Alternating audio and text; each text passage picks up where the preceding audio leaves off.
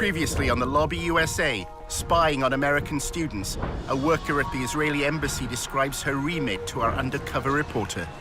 Gathering intel and reporting back to Israel. That's a lot of what I do. It's report back to the Ministry of Foreign Affairs, Ministry of Strategic Affairs. It's part of a covert campaign to influence America's youth. We have 3 different sub-campaigns: data gathering, working on activist organization, money trail. Wow, it just looks like the state of Israel is employing little spies. In the second of a 4-part series, how the pro-Israel lobby influences Congress. And as our undercover reporter gains greater trust, he is offered an extraordinary assignment.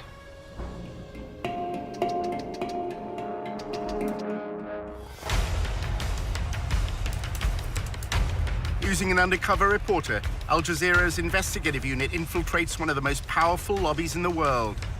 Getting $38 billion in security aid to Israel matters, which is what AIPAC is doing. We examine how the lobby, led by AIPAC, the American Israel Public Affairs Committee, has secured unwavering support in Congress. Congressmen don't do anything unless you pressure them. And the only way to do that is with money. What the lobby is all about is to make sure that Israel gets special treatment from the United States forever. But after occupying Palestinian lands for half a century, the pro-Israel lobby is facing a new challenge.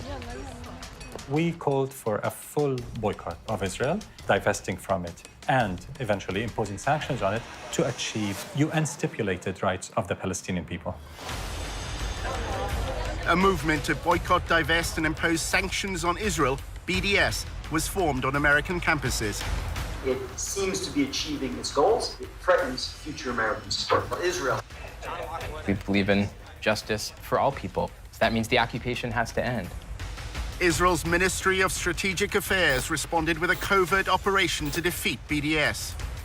אתה צריך לעשות את זה עם הרבה מאוד עמימות. זה לא גוף צבאי היררכי שאם הרגנו את X, אז כל הגוף מתחתיו לא פועל.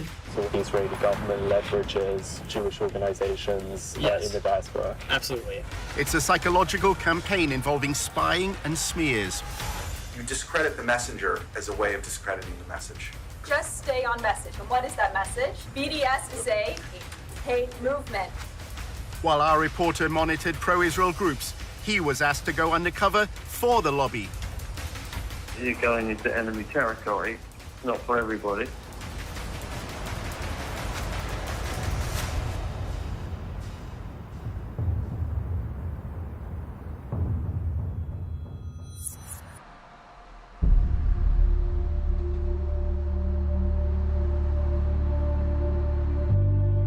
In Washington, Tony often socialized with younger members of the pro-Israel lobby. Here, the discussions are focused on influencing elites. Recent graduates appear to no longer care about debates they had at university.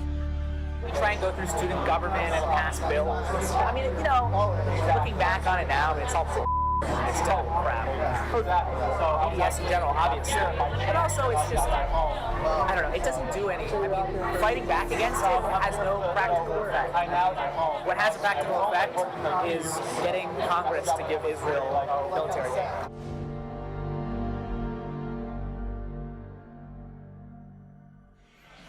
At the end of the day, it doesn't matter what happens at the University of X. What matters is what happens here. What matters is what happens in the capitals of the state, the capitals of other countries. The pro-Israel lobby is keen to co-opt elites beyond America. At a party organized by AIPAC, Tony met an intern at a public relations firm whose clients include the United Arab Emirates. The lobby apparently has allies in the Arab world. The American Jewish Committee is running a study tour to, it's either Dubai or Abu Dhabi, and they're talking about mutual cooperation.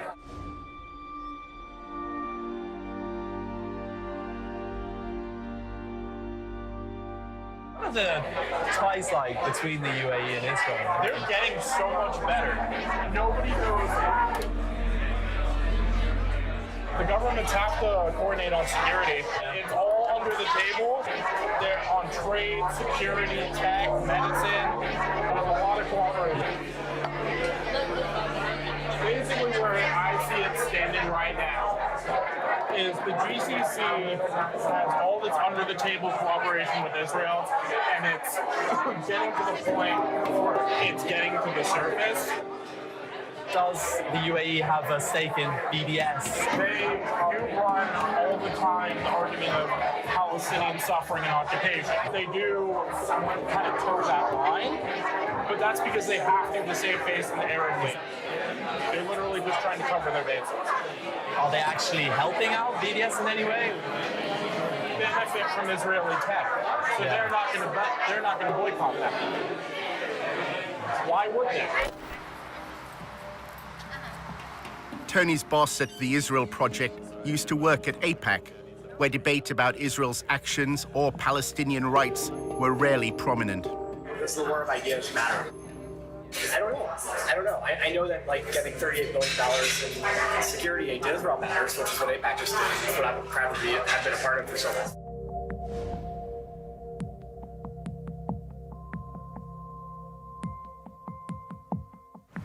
My job was basically to convince students that participating in the war of ideas on campus is actually a distraction. You can hold up signs and have rallies on campus, but the Congress gets $3.1 billion a year for Israel. Everything AIPAC does is focused on influencing Congress. Congress is where you have leverage, so you can't influence the President of the United States directly, but the Congress can. AIPAC is very interested in making sure that every representative and every senator toes the line on Israel. And it is highly effective in that regard. That's why it's considered to be synonymous in many people's heads with the lobby. AIPAC's website shows members of Congress attending its conferences and declaring their support for Israel. And on behalf of Congress, thank you for sending a clear and unequivocal message to the world that the United States stands with Israel now, tomorrow, and always. I reject the BDS movement, whether it be on campuses in France and London or right here in the United States of America. To get elected in the American political system, you need lots of money. What AIPAC does is it makes sure that money is funneled your way if you're seen as pro-Israel, and it'll go to significant lengths to make sure that you stay in office if you continue to be staunchly pro-Israel.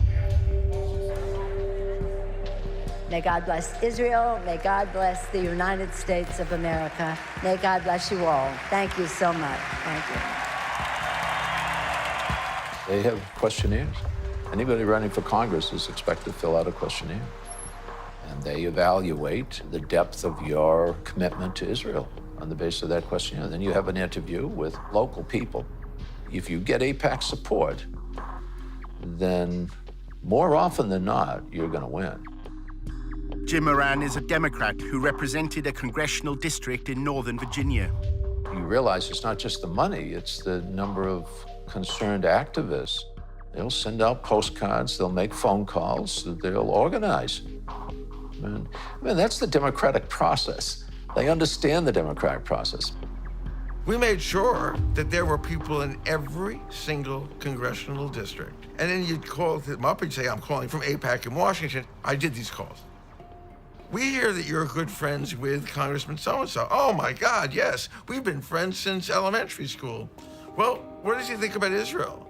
I never talked to him about Israel. Well, can I come down and talk to you and help you figure out a way to talk to him about Israel? No, just tell me. What should I say? I don't have to, I'll just tell him. Our undercover reporter wanted to learn more about how funding is secured for congressmen. Speaking of the devil. David Oakes, a prominent pro-Israel advocate, invited Tony to a fundraising event. Oakes later called him to discuss the details. Is it just a social event? No, hold on. I'm going to email you a list of the people that this group supports. This is the biggest ad hoc political group, and definitely the wealthiest in D.C. Hold on. Mark Kirk, the senator from Illinois. Ted Deutsch from Florida. Barbara Comstock, she's the congressman from Virginia. Richard Byrd, North Carolina. Kelly Ayotte is fantastic. She's in the Arms Committee. They'll walk in the room and they'll say everything here is off the record. And then they'll say, here's a little bit about me, and then people will ask very specific questions. The fundraiser was being held in a wealthy suburb of Washington. The AIPAC group, it makes a difference. It really, really does. It's the best bang for your buck, and the networking is phenomenal. Congressmen and senators don't do anything unless you pressure them. They kick the can down the road unless you pressure them. And the only way to do that is with money. Right now, our current contribution limit from any person to a candidate is $2,700. Now, that's a lot of money, you know, and that can certainly buy some gratitude with the lawmaker. But if you really want to add punch to that type of buying of favors, what you do is you get 50 or 100 people together at an event like this, all chipping in $2,700, and then you bundle it all together and hand over the total amount to the lawmaker. At that point, we're talking anywhere up to $250,000. So suddenly you've got a group of people with the same demand they want from the lawmaker, handing over $250,000. That buys a lawmaker. The fundraiser was for Anthony Brown, who ran for Congress in November 2016. This is direct spending. Brown's going to use that 30 grand to do ad campaigns. So they strategically pick the ones who are in the close reaches that they want to build relationships with. So we want the Jewish community to go face to face in a small environment, 50, 30, 40 people, and say, this is what's important to us. We wanted to make sure if we give you money that you're going to enforce the Iran deal. That way, when they need something from him or her, like the Iran deal, they can quickly mobilize and say, look, we'll give you 30 grand. They actually impact it. He's actually saying we're buying these office holders. And that's the point. We're chipping in all this money so we can hand over $100,000 or $200,000 to the office holders so we can buy them. You're not supposed to advertise. There's all these advertising laws. I was surprised they had an invite. I've never seen an actual invite before. Oakes described a similar event he attended in New York, which included donors from Wall Street. In New York, with Jeff Talbot, we don't ask a goddamn thing about the Palestinians. You know why? Because it's a tiny issue, that's why. It's a small, insignificant issue. The big issue is Iran. We want everything focused on Iran.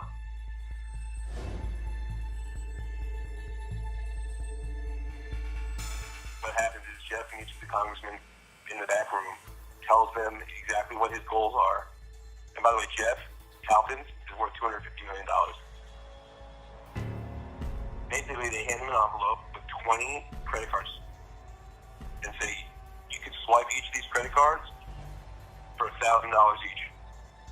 There is a disclosure law that is designed to highlight whether there may be potential money laundering going on in events like this. And that is if the funds are earmarked. And that means the organization has to disclose who showed up at that event and how much each individual chipped in and what they handed over to the lawmaker. What's the name of the group that puts this on? It doesn't have a name. There's no name. It's an ad hoc political group. For all the legal reasons, people pool their money. What this specific group is doing to try to avoid that disclosure requirement, it isn't taking money and then putting it in its own account and then handing it over to the office holder.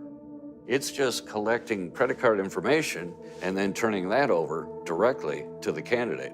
Therefore, it's not violating the earmarking law, and they're not reporting this. All we would see on the campaign finance reports are the individuals who contributed, but there'd be no record on those campaign finance reports that they worked together as a bundling group, that they were all at this event. All we'd know is person A gave $2,700, person B gave $2,700, and we'd have no idea they're working in tandem with each other. The one in New York is 10 grand over 2 cycles. It's a minimum commitment. Some people give a lot more than that. Whatever your commitment is. So like if you give $5,000, Jeff will ensure that I don't go over the $2,600. You know what I'm saying?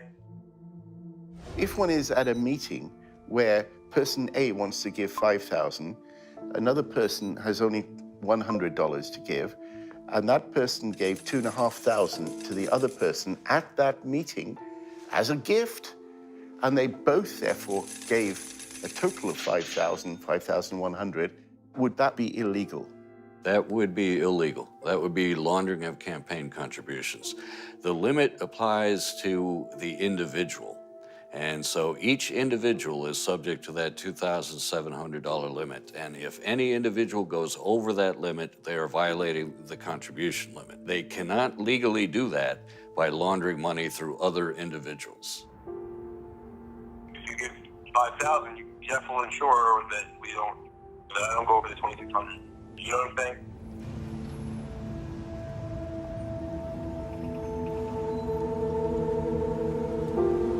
During a cab journey across Washington, Tony's boss at the Israel Project, Eric, spoke about his former job as a fundraiser for Jeb Bush.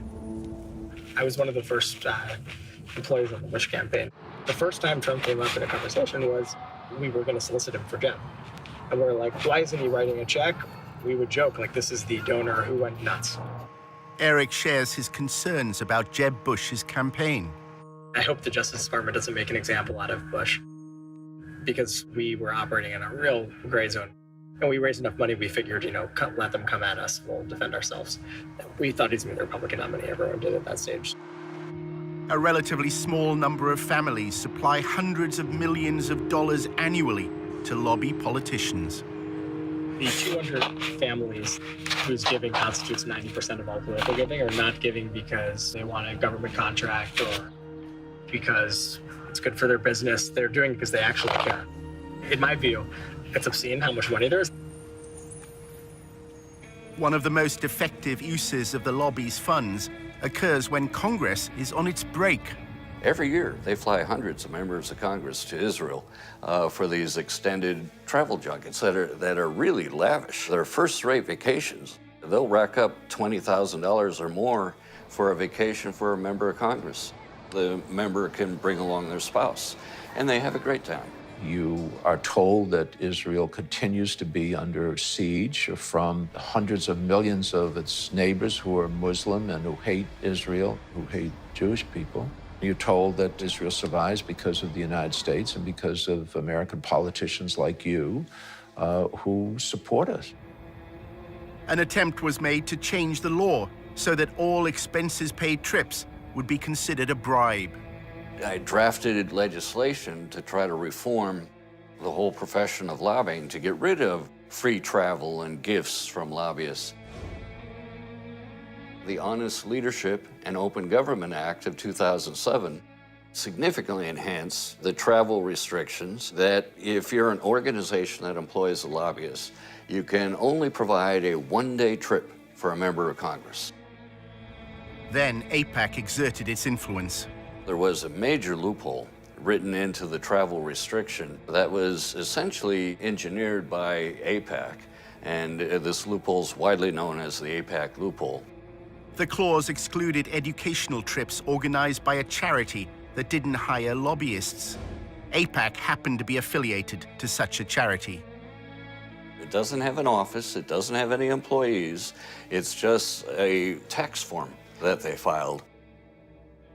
Gifts of dinner, gifts of wonderful resorts to stay at, gifts of entertainment, all of which is packed up into one of these trips, is a very, very effective tool at influence peddling.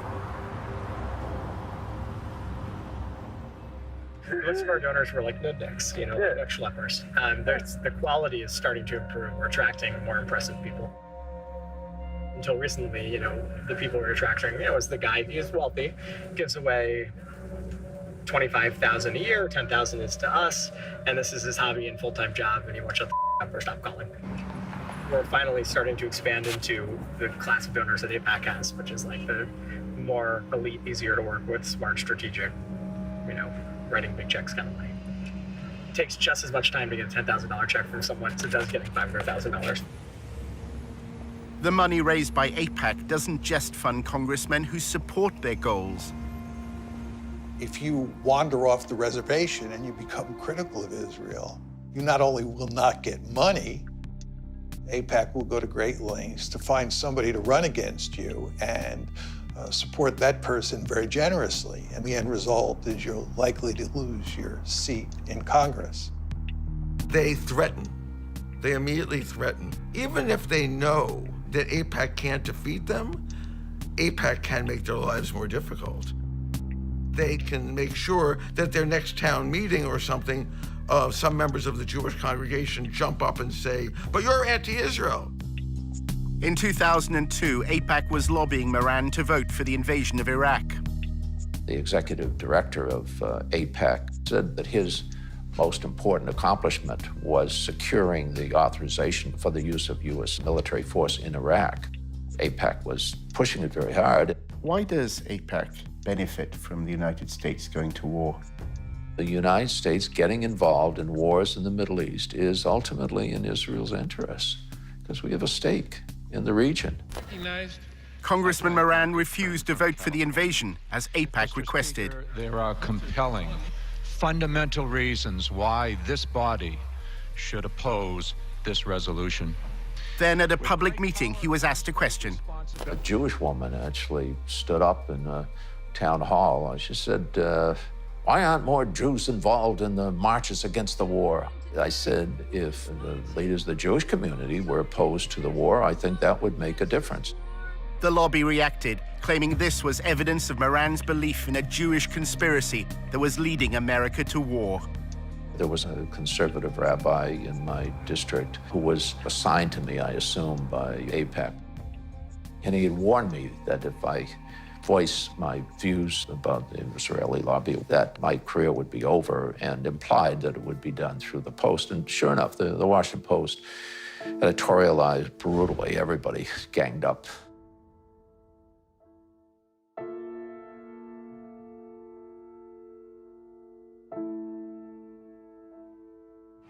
So what are the main outlets that TIP work with?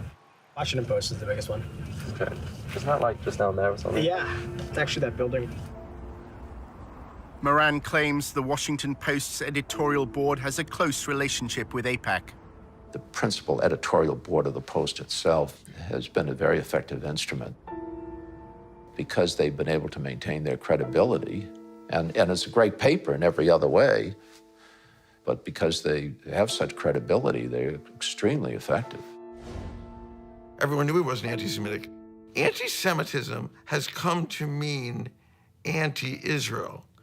The AIPAC crowd doesn't really care very much about whether or not a person likes Jews or wants one to move next door.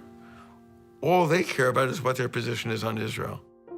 Both of my daughters married Jewish men. My grandchildren are Jewish. Anybody that considers me anti-Semite is ignorant.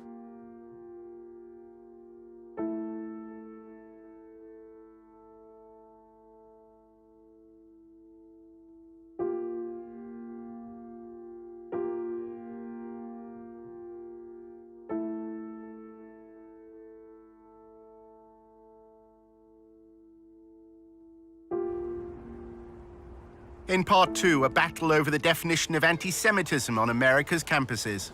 There are those who claim, oh yeah, we're trying to stop anti-Semitism, but what they're actually trying to do is stop advocacy for Palestinian human rights.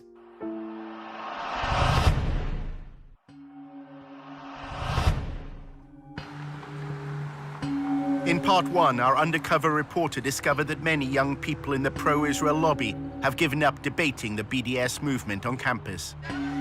We try and go through student government and pass bills. I mean, you know, looking back on it now, it's all it's total crap. Fighting back against it has no practical effect. What has a practical effect is getting Congress to give Israel military aid. Tony was attending a party run by an advocacy group that he'd joined. A journalist then approached him with an extraordinary proposition. He wanted Tony to work undercover for the lobby at a meeting of BDS activists. for the Allgemeiner, and we're trying to recruit someone to go undercover just to go there and just see what's going on. And I think the person would get paid for it too.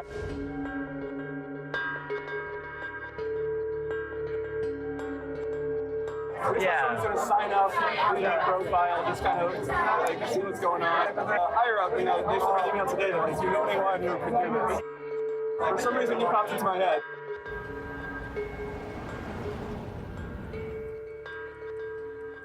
A few days later, a journalist from the Allgemeiner contacted Tony. It would be undercover and has to be kept pretty quiet.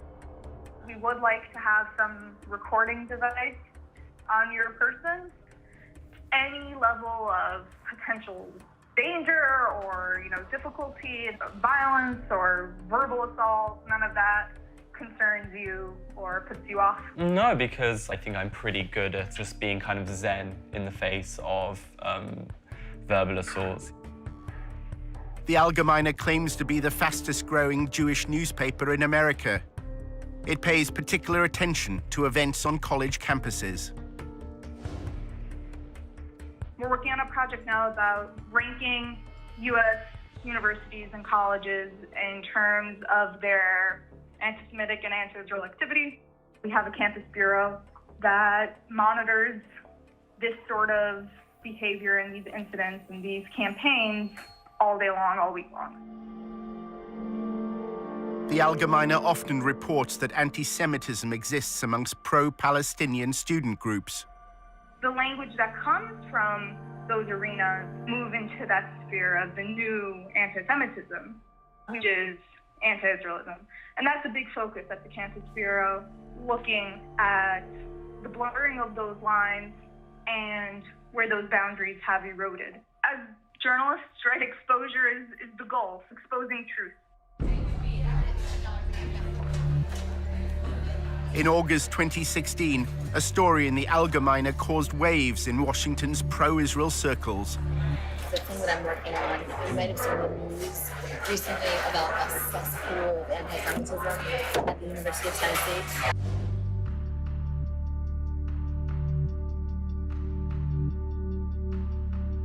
So the expose was on these anti-Semitic tweets. They uncovered 14 current students, 5 recent graduates at the University of Tennessee that had tweeted all of these horribly anti-Semitic things. The evidence was released by an anonymous group within the pro-Israel lobby. They're called Canary Mission. Nobody really knows who they are. Yeah. They expose anti-Semitism, anti-Israelism, and anti-Americanism in the U.S., like on college campuses. They study it and then release these expose reports, but they're secret. They don't reveal who they are. The University of Tennessee is based in Knoxville, a quiet city in the east of the state. Tennessee is conservative and religious. The Christian church has political influence here. 6 out of 10 voters opted for Donald Trump. At the university, students and professors, including opponents of BDS, were taken aback by the headlines. It said that there was rampant anti-Semitism at the University of Tennessee. This was quite a shock. It was very surreal and strange. I didn't see anything happening on the ground. It all seemed to be internet-based. There's this international headline with our names and this defamation of our characters. It was the last thing that we were expecting to happen. I was surprised that they were targeting the University of Tennessee. I mean, there's just not a whole lot going on in Knoxville. It just seems such a benign target. Several tweets were clear-cut examples of anti-Semitism. Some failed to distinguish between Jewish people and the State of Israel. Others made vile references to the horrors of the Holocaust.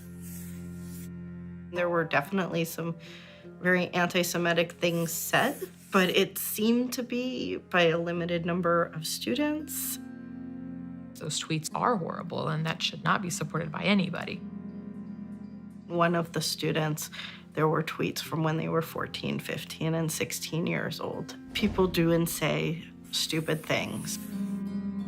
Students who were campaigning for Palestinian equal rights were immediately suspicious, believing the Allgemeine had another motive in running the headline. The way that I saw that article was that to discredit some of the work that we were doing, they threw in these people who are a part of the Muslim community or a part of the Arab community around Knoxville, and things that they had said, things that they had done. They were very old, a lot of times before people had gotten to college. I think this is just old stuff that's being dug up for lack of any other material. I was really horrified that you had essentially this blacklist of students. The list included Summer Awad, a Palestinian American. She was accused of supporting terrorism after sharing a Facebook post. In that image, I mean, all it is showing different tools of Palestinian resistance. One of them's BDS, one of them's stones, and the one that they circled happens to be the knife. They obviously have much bigger weapons than the Palestinians can even imagine having, but they're just able to frame this image of violence and to frame this image of defending themselves. Shortly after being named by Canary Mission, posters and flyers linked BDS supporters to Hamas. There was a list of most of the names of the students that were mentioned in the Canary Mission. All I kept seeing were flyers all over the place. Like, they'll put it on cars, they'll put it on side tables in the student centers and stuff like that. That kind of scared me, to think that there are actually people physically on campus posting these things. Back in Washington, Aviva is drafting a letter to the University of Tennessee on behalf of the Brandeis Center. They want the university to take a stand. We're telling them that basically they need to issue a stronger statement. They need to investigate the students that were involved. They need to offer education and training, things like that. In addition to drawing attention to those responsible for anti-Semitic tweets, their orchestrated release served another purpose. It's part of a wider campaign by the pro-Israel lobby. The problem right now, I think, on universities is that administrations don't realize that anti-Israel statements or anti-Zionist statements often are also anti-Semitic. To find out what anti-Semitism means for the lobby, Tony visits Aviva's boss at the Brandeis Center for Human Rights in Washington. Despite its name, it's a pro-Israel lobby group. Hi. It's great to finally meet you. Really good to meet you. Kenneth Marcus is involved in the lobby's attempt to redefine anti-Semitism in a way that could include criticism of the state of Israel. Right now, the challenge is that there are people who say, you know what, anti-Israel politics have nothing to do with anti-Semitism. Well, you've got to show that they're not the same, but they're not entirely different either.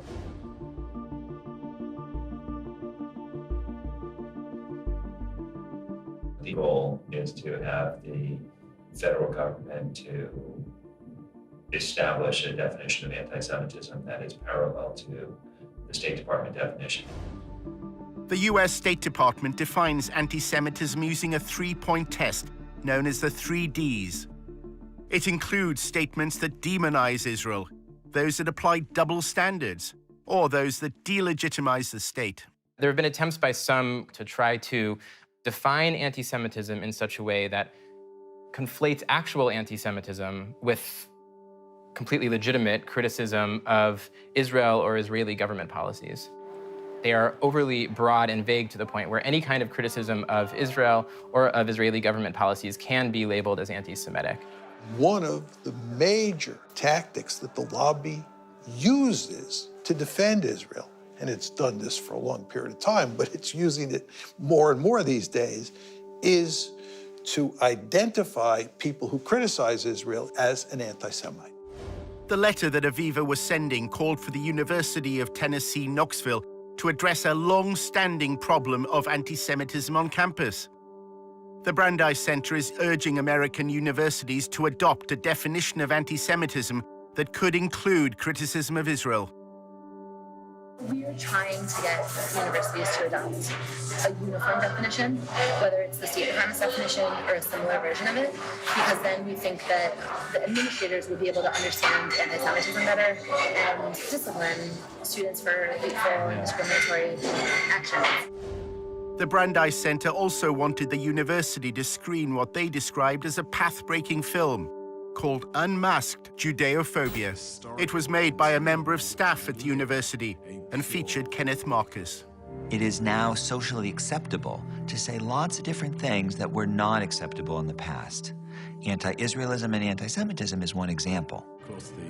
It tries to make the claim that Muslims have adopted Nazi-like anti-Semitism and are going to essentially lead the next Holocaust on the Jews. The film positions anti-Semitism at the heart of the BDS movement.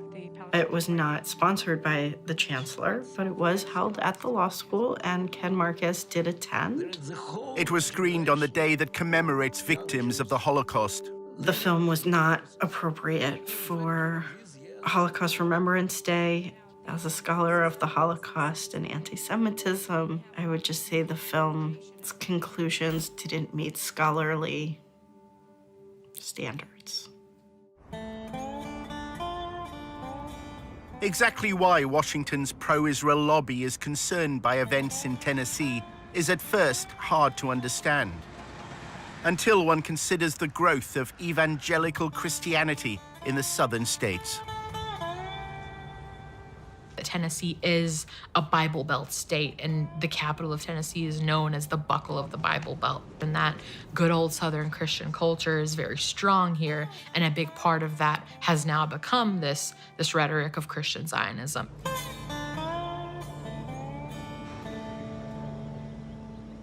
Satan hates Israel and the Jews because Israel's restoration initiated the last days of Bible prophecy.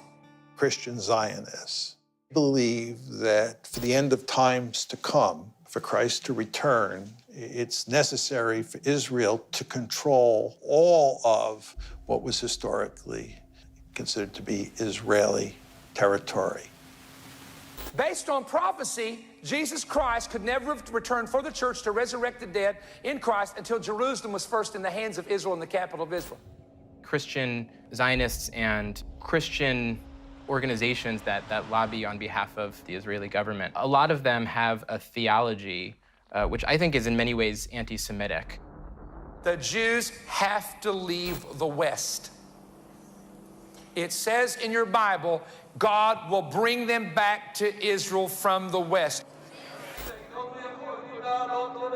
It instrumentalizes Jews in such a way that their goal is that all Jews around the world will leave where they live and move to Israel, because in their theology, that is what will lead to the coming of the Messiah again, and then all of the Jews will convert or will all be killed. Leaders of the Christian Zionist lobby threw their weight behind the Trump election campaign. I have been asked 101 times plus, why do you think Donald Trump won? And I have an immediate answer. Because he was the only one that was blessing Israel. The evangelicals flooded the voting booths this time like at no time in our history.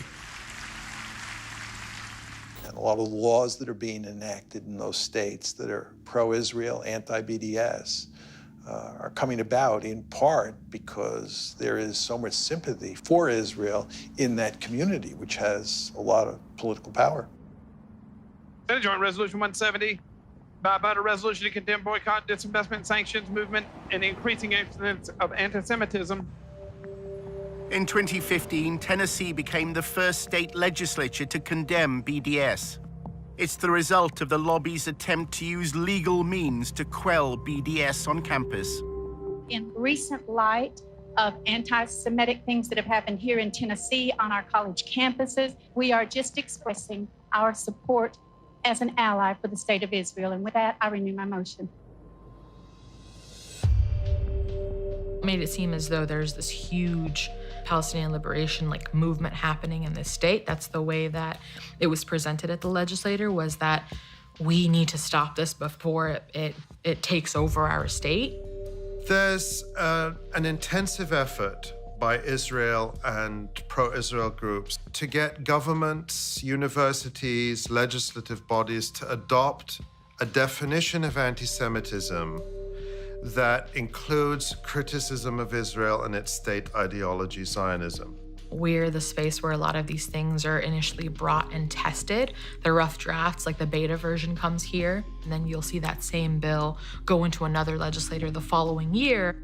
According to their definition, if I say to you that I believe that instead of separate Israeli and Palestinian states, there should be a single state where Jews, Christians, Muslims, atheists, everyone has full equal rights, the way they do under the Constitution of the United States, that would make me an anti-Semite because I'm denying Israel's right to be a Jewish state. How to define anti-Semitism? I would say hatred, discrimination, violence, animus towards Jews for being Jewish, I would say, is the broadest definition of anti-Semitism. They have created this perverse definition of anti-Semitism where calling for everyone in Palestine, Israel to have equal rights is somehow an attack on Jews. And they're trying to get this pushed into official definitions. And this has been a key goal of people like Kenneth Marcus and the Brandeis Center, so that they can then go after people who are advocating for equality and bring them up on charges that they're actually anti-Semitic bigots. You have to show that they're racist hate groups and that they are using intimidation to get funded and to consistently portray them that way. 6 months after the Allgemeine ran its report, an anti-Semitism awareness bill was brought before Tennessee's State Assembly. The bill incorporates the 3Ds definition, which can include criticism of Israel. Kenneth Marcus gave evidence. When I had read a newspaper article in a major national Jewish newspaper indicating some issues, we independently verified several different issues going on with blogging, I think it was Facebook entries, Nazi-type references to Jews, and the need to kill Jews. They may have dealt with that, but it seems to me it's an indication that the problem is here. In order to create enough sort of political momentum and hysteria to get these bills through, you need to show that anti-Semitism is rife on campuses. You see groups like the Brandeis Center jumping on headlines which are very dramatic and very scary. Incidents like the one that they claimed happened at the University of Tennessee are certainly helpful in a political sense if you're trying to push legislation like that through. A right to exist. Aviva Vogelstein also traveled to Tennessee. If a student on a campus says, from the river to the sea, Palestine will be free, meaning that from the Jordan River to the Mediterranean Sea, there will be no state of Israel, that would be considered anti-Semitic. Another example would be when students on campus chant things like, Intifada, Intifada, we support the Intifada. That's calling for, an Intifada is calling for violence against innocent Israeli civilians. And that is an incitement to violence. And it's calling for demonization and delegitimization of Israel. 7 months earlier, when Aviva was writing the letter to the University of Tennessee, she was talking to a leader of the Jewish community in Knoxville. It seems that she told Aviva that the University of Tennessee doesn't have a long-standing problem of anti-Semitism. She's like, I've been on campus for 10 years and there have been no actual incidents of anti-Semitism. These tweets are obviously disgusting and need to be addressed. It's very misleading that they're calling this a cesspool of anti-Semitism. Jewish students at the University of Tennessee repeated this sentiment before the state legislature. When people say things like we're experiencing anti-Semitism, it hits us pretty hard. When we were told that this was being said about our university and the climate at our university, we were really confused because we had never heard about any form of anti-Semitism that was happening on our campus. So this was kind of, the first thing to come to us. So if we're the students who are supposed to have been affected by this so-called climate, you would think we would kind of know about it before. There's no evidence that there's sort of an atmosphere of intimidation against Jewish students. Once you look behind the headlines at Tennessee, that's what everybody said. I think it's important to highlight that any allegations that this bill is based off of, those allegations are purely external allegations, meaning they're coming from all over the country except for Tennessee. Everybody agreed on that. The only people who didn't agree were the people coming from outside the university, Kenneth Marcus and others, who have the agenda to present the University of Tennessee and other campuses as dangerous places for Jewish students. One of the consequences of the allegations of anti-Semitism has been to temper activism for Palestinian equal rights. You can look at this campus in the last 8 months and see that there has been little to no activism on that forefront. I would say last year this time, we had a new sort of like adrenaline underneath us, and then this kind of completely killed our fire. And it was hard to gain that momentum once again. Remember that there's 2 steps in the lobby's game plan. The first is to put out a story that's very favorable to Israel. But the second step is to do everything possible to minimize the amount of debate there is about Israel and silence the other side as much as possible. After Aviva spoke to Jewish students in Tennessee, she also learned that their greatest concern is unrelated to pro-Palestinian activism. BDS is not a real movement on the campus. Students for Justice in Palestine, which has like a large following nationwide, has like very few active student members. We mostly only have problems with Christians trying to proselytize the Jewish students, because in the South of this country, everyone is so like, it's like all evangelical. I find it incredibly troubling that at a time when we see a rise in real broad daylight anti-Semitism in the United States, there are those who claim, oh yeah, we're trying to stop anti-Semitism, but what they're actually trying to do is stop advocacy for Palestinian human rights. A short time later, the Allgemeine contacted Tony once more to discuss his proposed mission to work undercover at a BDS event. The editor explained what they wanted. One of the projects that we've been looking to do for quite a while is to try and infiltrate some of these groups, get undercover and discover what they're about from the inside. You explain the war, it's a hostile environment and there's some risk involved. The goal would really be to uncover any evidence of not just bias, but, real bigotry. The correlation between the BDS movement and hatred of Jews. Tony is given a list of persons of interest. They're all on the Canary Mission website. Go to canarymission.org. Have you heard of Canary Mission? A little bit. Could you tell me about it? People who hate it, the people who are being targeted by it, call it a blacklist. You have names here that show up on this database. Students and professors, faculty, speakers, organizations that have ties to terrorism, outright ties to terrorism, or terrorists who have called for the destruction of the Jewish state. Despite running Canary Mission's Tennessee expose, the Allgemeine staff say Canary's identity is still a mystery. It's an anonymous site. Nobody has any idea who's actually running this thing, and people have tried and looked into it. If you're on board in terms of concept, then I guess the next thing we just need to figure out is the money. Can we wait for a follow-up email from you? Does that make sense? Yeah, sure. I should get that to you within the next 24 hours.